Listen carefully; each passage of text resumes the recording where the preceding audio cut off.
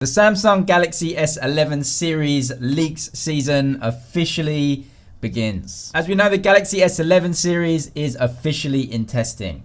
The S11e, the S11, and the S11 Plus. Thanks to Ice Universe, we know that the design and the internal components of the S11 series have been finalized. The three phones in the series will feature a similar design to the S10 series, but of course a more modern design and slimmer bezels. The hole punch remains. It was a design that Samsung brought to OLED screens in 2019. As for the cameras on the back, it's going to be one of the biggest jumps in quality for a Galaxy phone in a long time, and I for one am super excited to see what they do. Rumors point to a bigger 16 megapixel CMOS sensor under the main camera unit. There have been rumors that Samsung might use the new 108 megapixel camera sensor in the S11 series, but considering Xiaomi have just implemented that in the CC9 Pro, which is a budget device, it is extremely unlikely that Samsung will use the same sensor. Samsung will also be implementing a periscope style zoom camera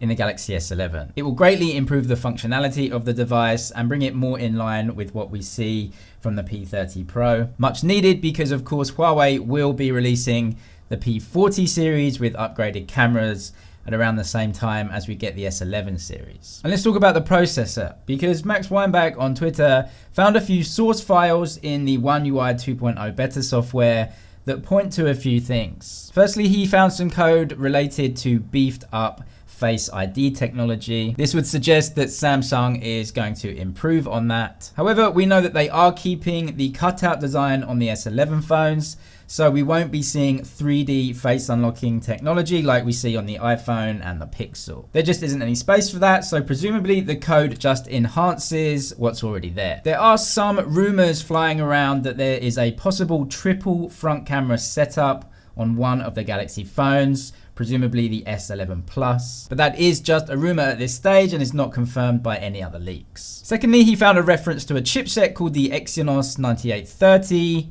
which is strange. Samsung recently announced a brand new high-end chipset for flagship phones called the Exynos 990. This does not follow the naming scheme of previous flagship Exynos chips. So does this mean that the Exynos 90 is not actually destined for the S11 series? Well, the new Exynos chipset features a 20% improvement from the last flagship chipset. Support for 120Hz displays, UFS 3.0, support for up to 6 cameras and 8K video recording, LPDDR5 RAM, and integrated 5G are all on this chipset. It is extremely unlikely Samsung will produce a 7nm EUV chip that they explicitly said will go in flagship products at the start of 2020, and then not use it in the S11 series, and even further have to produce an even better flagship chipset in the next few days, because remember, they have already started testing the S11 phones. More likely is that the naming scheme has changed or been simplified